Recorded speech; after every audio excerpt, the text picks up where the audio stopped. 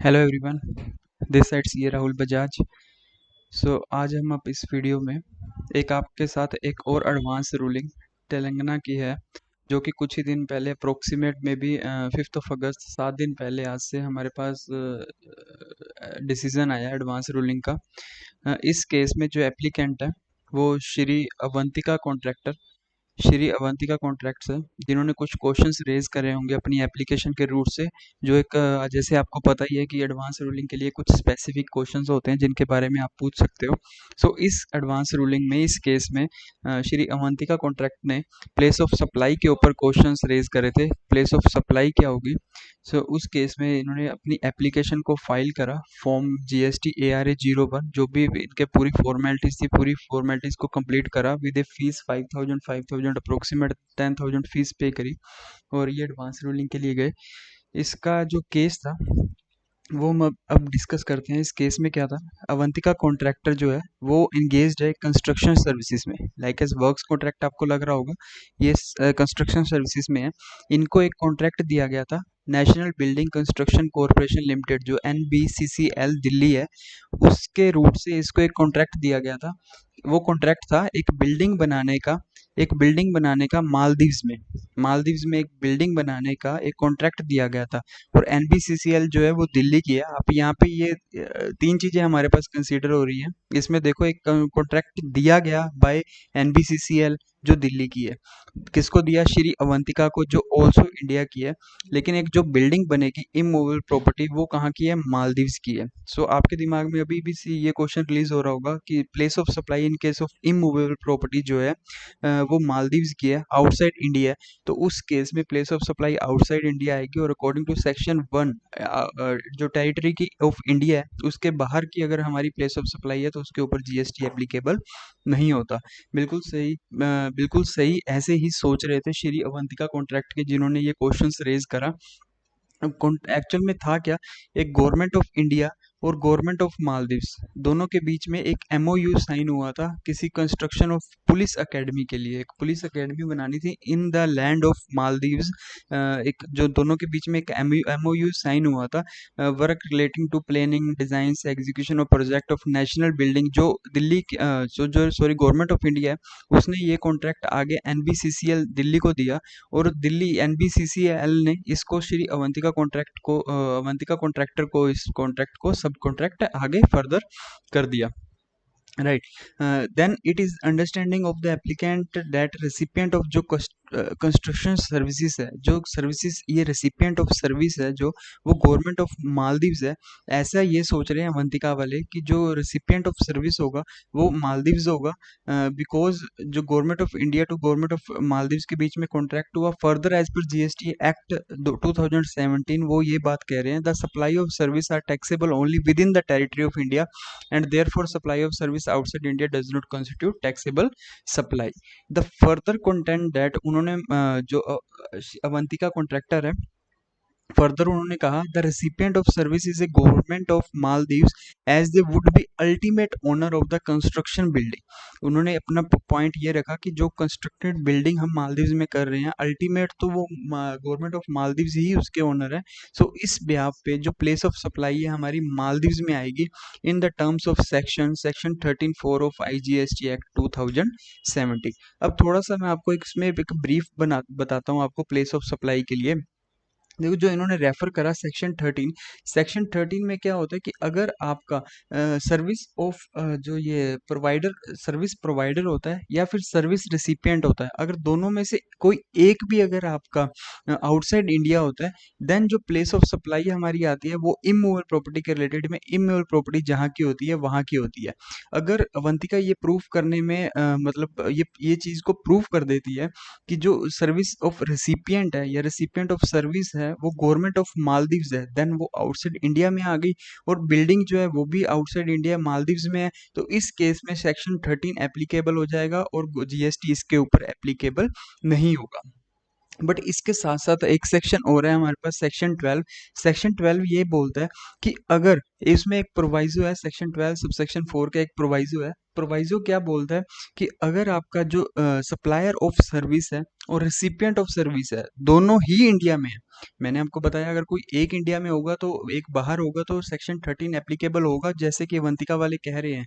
But अगर दोनों ही India में है और बिल्डिंग आपकी आउटसाइड इंडिया है, देन उस केस में जो प्लेस ऑफ सप्लाई आपका माना जाएगा वो माना जाएगा, सॉरी, प्लेस ऑफ सप्लाई जो माना जाएगा वो माना जाएगा सर्विस रिसिपिएंट। जो रिसिपिएंट ऑफ सर्विस है उसका, सर्विस रिसीवर है, वो उसका जो प्लेस होगा वो आपका प्लेस ऑफ सप्लाई माना जाएगा। उस केस में आपकी प्लेस ऑफ सप्लाई जो होगी वो होगी एनबीसीसीएल दिल्ली की, और इसके ऊपर जीएसटी एप्लीकेबल हो जाएगा। अब जो लड़ाई आ रही है आपको समझ आ रहा है, इसमें जो इनकी जो फाइट हो रही है वो हो रही है रेसिपिएंट ऑफ सर्विस की। अगर रेसिपिएंट ऑफ सर्विस अवंतिका वाले प्रूव कर देते हैं कि गवर्नमेंट ऑफ मालदीव्स है, देन उस केस में जीएसटी नहीं लगेगा। बट अगर रेसिपिएंट ऑफ सर्विस जो है गवर्नमेंट ऑफ इंडिया या फिर एनबीसीसीएल हुई, देन उस केस में सेक्शन 12 एप्लीकेबल होगा, 13 नहीं एप्लीकेबल होगा, और उस केस में आपके ऊपर जीएसटी एप्लीकेबिलिटी आ जाएगी। सो ये क्वेश्चंस इन्होंने रखे अपने, फैक्ट फैक्ट ये था इस केस का। इन्होंने जो क्वेश्चंस रखे, क्वेश्चंस वही सेम थे इनके। इन्होंने ये पूछा, जो ये कंस्ट्रक्शन हो रही है इंस्टीट्यूट ऑफ, जो पुलिस एकेडमी हमने ऊपर पढ़ा, institute of security law enforcement study जो मालदीव्स में बना रहे हैं, constructed for the government of Maldives. Ultimate वो मालदीव्स की गवर्नमेंट के लिए है, बट मालदीव्स ने कॉन्ट्रैक्ट करा इंडियन गवर्नमेंट के साथ, इंडियन गवर्नमेंट ने कॉन्ट्रैक्ट दिया एनबीसीसीएल को, एनबीसीसीएल ने सब कॉन्ट्रैक्ट कर दिया अवंतिका को। अंडर द एमओयू जो है Maldives falls within the GST. अगर ऑब्वियस है, अगर वो प्लेस ऑफ सप्लाई हमारी इंडिया में आ गई तो वो जीएसटी में है, अदरवाइज वो जीएसटी में नहीं है। अगर है तो who is the recipient of services, government of India या एनबीसीसीएल है? अगर ऑब्वियस है इन द इंस्टेंस केस, अगर ये भी है तो प्लेस ऑफ सप्लाई हमारा उस केस में क्या होगा? ये 3 क्वेश्चंस उन्होंने रेज़ करे इस अपनी एप्लीकेशंस के ऊपर। देन उन्होंने अपने पॉइंट्स पहले रखे, जो सॉरी, ये अवंतिका है, उन्होंने अपने पॉइंट्स रखे कि सेक्शन 13 अल्टीमेट जो ओनर रहेगा वो मालदीव्स की गवर्नमेंट है, इस बिहाफ़ पे वो जो रिसिपिएंट ऑफ सर्विस है हमारा वो गवर्नमेंट ऑफ मालदीव्स है। उस केस में प्लेस ऑफ सप्लाई भी हमारी आउटसाइड इंडिया बनती है तो जीएसटी एप्लीकेबल नहीं होता। लेकिन जो एडवांस रूलिंग अथॉरिटी में जो हमारे मेंबर्स बैठे थे, उनका व्यू, पॉइंट ऑफ व्यू जो था वो इनसे डिफरेंट था। उन्होंने ये कहा, एविडेंटली ये सब कुछ प्रूफ हो रहा है कि अवंतिका कॉन्ट्रैक्टर का कोई भी कॉन्ट्रैक्ट या एग्रीमेंट एंटर्ड नहीं है गवर्नमेंट ऑफ मालदीव्स के साथ। फर्स्ट पॉइंट उन्होंने ये अपना रखा कि गवर्नमेंट ऑफ मालदीव्स और अवंतिका का कोई डायरेक्ट लिंक नहीं है, and do not have any privity with the respect to the MOU between the government of republic and government of Maldives. कोई उसमें इश रोल नहीं है इनका। Therefore the applicant does not have any mutual and successive relationship with the government of Maldives. ना ही उनका कोई म्यूचुअल एग्रीमेंट है, म्यूचुअल और सक्सेसिव रिलेशनशिप है मालदीव्स की गवर्नमेंट के साथ। हेंस गवर्नमेंट ऑफ मालदीव्स, इस केस में government of Maldives is not the recipient of any services for the applicant. क्यों? क्योंकि जो आपको पैसा देगा, जो आपको सर्विसेज के बदले में जो कंसिडरेशन मिल रही है, वो आपको गवर्नमेंट ऑफ मालदीव्स नहीं देगी, वो आपको एनबीसीसीएल ही आपको प्रोवाइड करेगी जो दिल्ली के है। इस केस में मालदीव्स की गवर्नमेंट आपकी, ना ही आपका उनके साथ कोई एग्रीमेंट जो है, ना ही आपका उनके साथ कोई म्यूचुअल रिलेशनशिप है। उस केस में जो क्लियर हो गया कि गवर्नमेंट ऑफ मालदीव्स आपका जो रिसिपिएंट ऑफ सर्विस है वो नहीं है। तो इस केस में अब रिसिपिएंट ऑफ सर्विस कौन है, गवर्नमेंट ऑफ इंडिया या फिर एनबीसीसीएल है, वो हम देखते हैं आगे। Further an agreement is reached by the, OBS government of India ने, मैंने आपको बताया, एग्रीमेंट दिया किसको, एनबीसीसीएल को, एंड एनबीसीसीएल ने आगे फर्दर अवंतिका कॉन्ट्रैक्ट को सब कॉन्ट्रैक्ट कर दिया कि ये बिल्डिंग अब मालदीव्स में ये बिल्डिंग बनाने के लिए।